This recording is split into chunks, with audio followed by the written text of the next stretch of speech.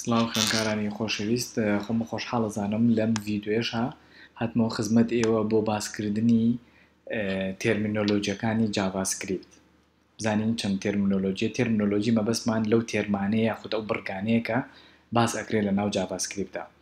JavaScript programming uses a specialized terminology هەندێک تێرمی تایبەت بەخۆی هەیە.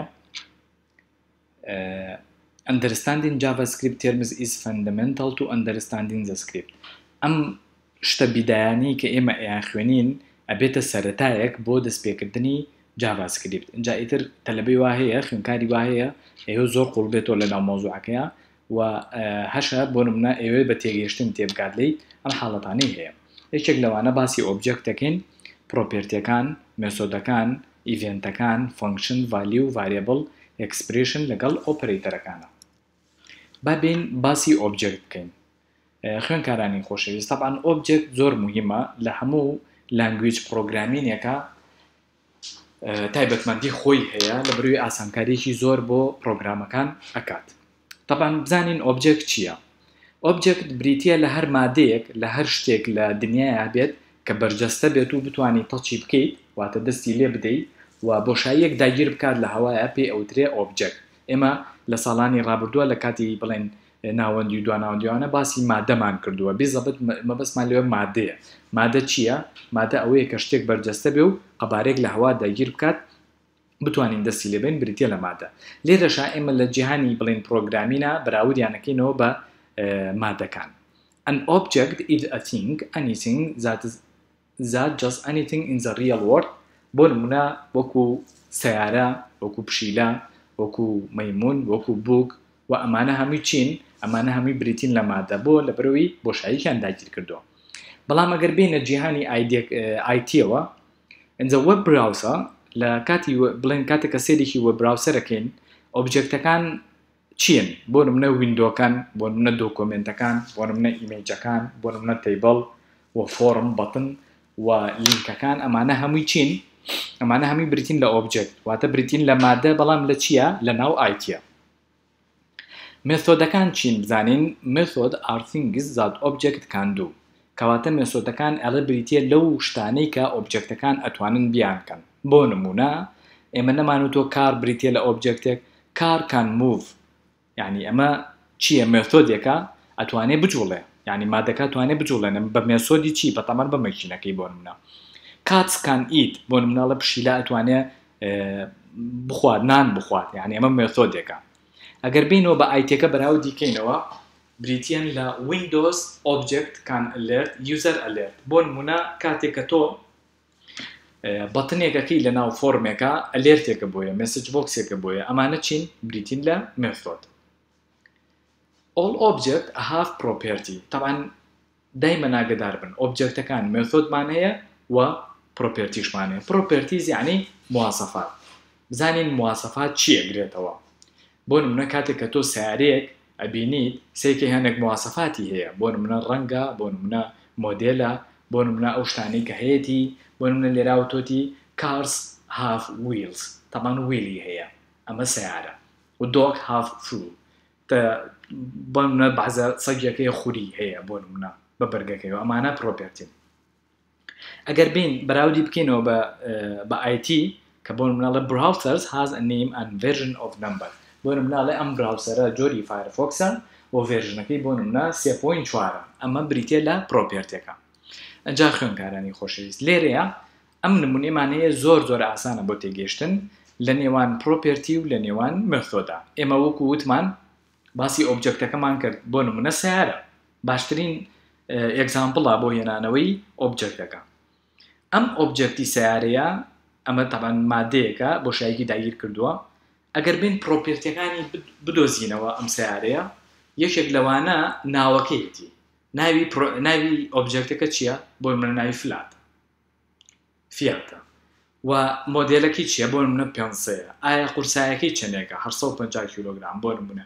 و ڕەنگەکەی چییە؟ ئەمانە white spin. ئەمانە بریتین لە پرۆپێرتی. بەڵام ئەم سیارەیە ئایا توانای جوڵانی هەیە؟ بەڵێ، کەواتە توانێت درایڤ بکات. ئایا توانای ئیشپێکردنی هەیە؟ بەڵێ، ئەتوانێت ستارت بکات. ئایا توانای وەستانی هەیە بڵێ توانێت برێکە ئایا توانای ستۆپکردنی هەیە بڵێ توانێت ستۆپ کات کەواتە لێرە دیقەتی بن دائیمەن ناوی ئۆبجەکتەکە لەگەڵ ئەو مێسۆدەی کە هەیە ناوی ئەو ئۆبجەکتە لەگەڵ ئەو پرۆپێرتیەی کە هەیە و ئەمانەی تریشان بریتین لە ڤالیوەکان کەواتە زۆر ئاسانە ئەگەر لە شتەکە لە باسکردن بێ و لە بواری مواسەفات بێ ئەو کاتە پێوترە پرۆپێرتی بەڵام ئەگەر مێثۆد بێ واتە شتێک بکات ئەو کاتە پێ ئەوترێ مێثۆد واتە شتێک بکات ئەمە بریتە لە ئۆبجەکت طبعا لە پرۆگرامینەکانی ترشای خوێنن بۆ منە لە جاوا و سی پلس پلس و سی شارپ وانەیە کە ئەوە ئۆبجەکت ئۆریەنتد پرۆگرامی نەخوێنن ئەمە زۆر سوودی لێ ئەبێنن هەر بەردەوام بین لەسەر پرۆپێرتیەکان properties are object attributes ئەوەی کە باسمان کرد وتمان objecti attributen واتە مواسەفاتن object oriented are defined by using the object name a period and the property name کەواتە ئەو پرۆپێرتیانی کە هەن بریتین لە ناوەکان و پرۆپێرتی نەیمەکان for example ئەگەر ئێمە exampleێک بین background color is expressed by documents.bg color خوێنکارانی خۆشەویست ئاگادار بن کە تۆ ئەڵەی documents.bg color دۆکۆمنتەکە چییە؟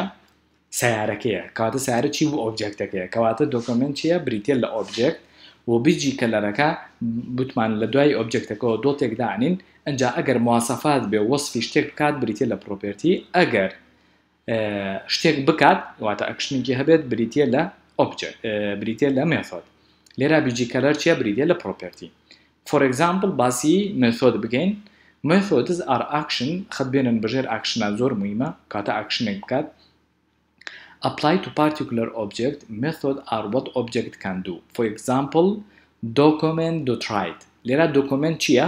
بریتە لە ئۆبجەکتەکە بریتە لە سیارەکە بەڵام لە ئایتیە بریتە لە دۆکۆمنتێک ئیزەن ئۆبجەکت بەڵام ڕایت چییە؟ بریتە ئەمە وەسفکردنە نە وەسفکردن نییە بەڵکو شتێکە ئەتوانی شتێکی پێ بکەیت کەواتە توانی ڕایتی پێ بکەیت کەواتە ئەو بریتە لە مێثۆدەکە ئەنجا ئیڤنتمان هەیە ئیڤنتەکان associated an object with an action دائما ئیڤنتەکان لەگەڵ ئەکشنەکانە ئیشەکان ئەکشنەکان بەسمان لە مێثۆدەکان for example لەناو جاڤاسکریپتە ئەتوانی بۆ نمونە ئیڤنتی on mouse over بیت کات جاری وهەیە کە تۆ ماوسێکە خیتە سەر ڕسمێک ریپلیسە بێ بە ڕسمێکی تر ئەمە چییە؟ جاڤاسکریپتە بە فانکشن ئیڤنتی چی ئیشەکە بە on mouse over ئیشەکە handler action can change an image for example جاری واشەیە تۆ فۆرمێکت لە بەردەستە ئایا فۆرمەکە پڕەکەیتەوە دوای ئەوە مێسیجێکی جاڤاسکریپتی دڵنیایت بۆیە ئایا تۆ دڵنیایت کە ئەم فۆرمە سەبمتکەی بەڵێ کەواتە پێوترێ on submit event handler sends the form user action trigger events لە چی تریشا بەکاردێت لە تریگەرەکانە بەکاردێت تریگەرەکان بریتین لەو فانکشن و لەو کۆدانی کە ئەنووسێتەوە لە کاتێکە کە حداساتێکە بێ و فایرێکە بێت بۆ نمونە ئەنجا بینە سەر expression بزانین expression چییە؟ expressions are commands that assign values to variable دائما ئێمە لە پرۆگرامینە کە تۆ variableێک تعریفەکەی پێویستە valueیشی تێ بکەیت ئایا ئەم valueە بە چی تێیەکەیت؟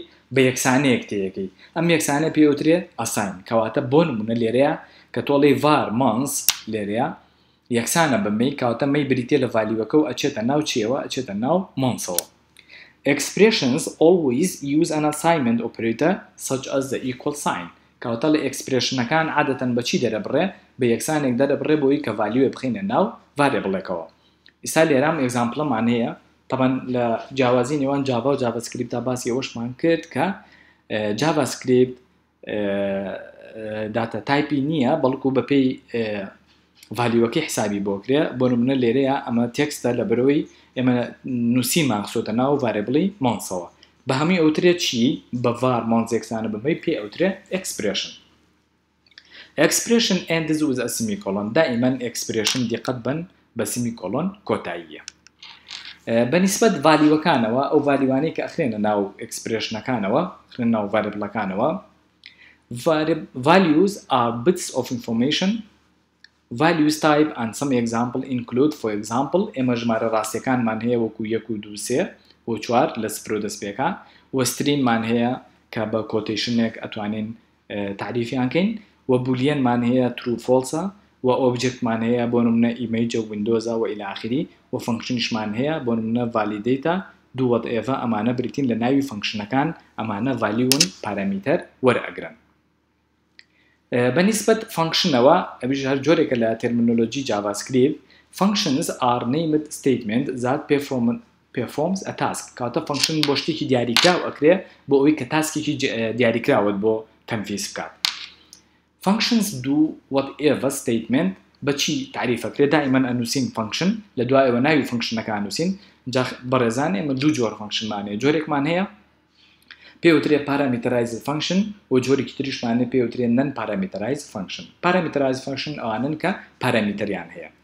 The curly brace contains the statement of the function. مەبەستمان ئەوەیە ئەمە curly brace لەناوە statement ئەنووسرێ.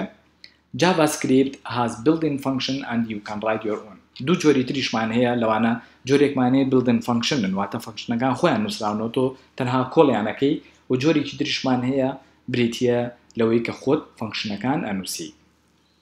جا بەڕێزان بەنسبەت ئۆپەرێتەرەکانەوە زۆر بە قوڵایی باسییانەکەین بە نمونە بە ئێگزامپڵەکانەوە. پێم باشە بیخەمە ڤیدیۆیەکی ترەوە لە ئۆپەرێتەرەکان هەمویان باسەکەین وەکو ئەرتماتیک ئۆپەرێتەر، کۆمپاریزن و لۆجیکەل ئۆپەرێتەر، کۆنترۆل ئۆپەرێتەر، ئەسایمنت ئاسترین ئۆپەرێتەرز.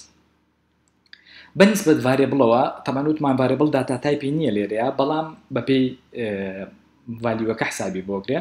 Variables contain value and use the equal sign to specify their values. Variables are created by declaring using the var command without initial value. For example, جاریوایە تۆ ئەتوانی بنووسی var months یان ئەتوانی یەکسەر valueەکەشی تێ بکەی بەم شێوەیە کە لەم دوو نمونەیە هەمانە.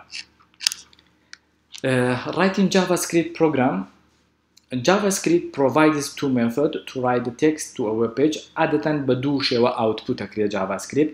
ئەو کاتە ئەنووسین document.write text لێرە ئەو output کە هەمانە یاخود ئەنووسین document.write ln مەبەستمان لە new line. The document.write ln method differ from the document.write. ئەڵێ جیاوازی نێوان ئەم دوانە هەیە. That attaches to a carry return to the end of each text string sends to the web page. ئەوەی کە ln لەگەڵا بوو دەچێتە new line-ەوە. ئێمە ئەتوانین ئەتریبیوتەکانی HTML لەناو JavaScript-دا ڕێن بکەینەوە. طبعاً بەڕێزان کە تۆ ئەمە output-ەکەیتەوە ئەمە output-ە HC و BR-ەکە دەرناچن بەڵکو وەکو HTML حسابی بۆ کات و تەنها news flash دەرەچێت وەک لێرەیە دیارە. JavaScript program can either be placed directly into HTML file or can be saved in the external file. دوو جۆریشمان هەیە وەکو لە CSS باسمان کردووە. جۆرێکمان ئەوەیە کە ئەتوانین embed بێ لەناو internal بێ لەناو پیجی HTML-ەکە خۆی بینوسینەوە یان جۆرێکی ترشمان هەیە external-ە واتە ئێمە بەجیا JavaScript-ەکە ئەنووسینەوە ئێمە تەنها لێرەیە URL-ەکەیان بۆ ئەنووسین هەر وەکو CSS-ەکە وایە بیزەبت لە عملەکانیشە زیاتر ئێمە باسییانەکەین. و بەنسبەت کۆمنتەوە چەند جۆرێک لە کۆمنت هەیە ئەتوانی بینوسی. for example ئەگەر یەک statement بێ ئەو کاتە double slash دانین و ئەگەر زیاتر لە چەند multi line-ێک بێت چەند statement-ێک بێت slash ئەستێرە و ئەستێرە slash دانینەوە و یان بۆ نمونە بۆ older browser بۆ نمونەوەکو internet explorer و ئەمانە هەندێکمان هەیە ئێمە ئەم کۆمنتی بۆ دانین ئەمە کۆمنتی HTML-ە بۆی دانین لەبەرەوەی کە بیخوێنێتەوە بزانێت کە تەسەوری ئەوە بکات کە تو لەناو ڤێرژنە تازەکانە ئیش بکاتەوە. مەبەست لە ڤێرژنە کۆنەکانە ئەم کۆدانە ئیش بکاتەوە ببورن. Ending statement with a semicolon optional require when you want to put a multiple statement in a single line. ئەڵێ لێرەشە ئەحتیادیە بازە جارێک ئێمە توانین سمیکۆلۆنەکان دانەنینەوە کە ئەمەش ئۆپشنەڵە داینێت و داینێنەی ئەحتیادیە بەڵام وا باشترە ئێمە لەسەر ڕەچکەکەی خۆمان بڕۆین کە هەموو کاتێک دایبنێنەوە.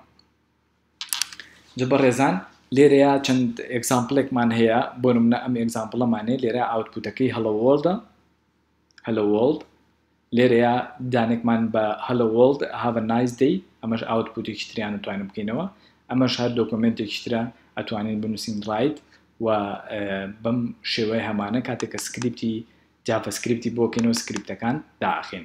ئێگزامپڵێکی ترمانەیە لێرەیە ئەتوانن HTML تاگ ئاوتپوتکەنەوە لە ناو جافەسکریپتە بەو شێوەیە ئەمەش بریتە لە ئاوتپوتی ئەم کۆدەیکە هەیە.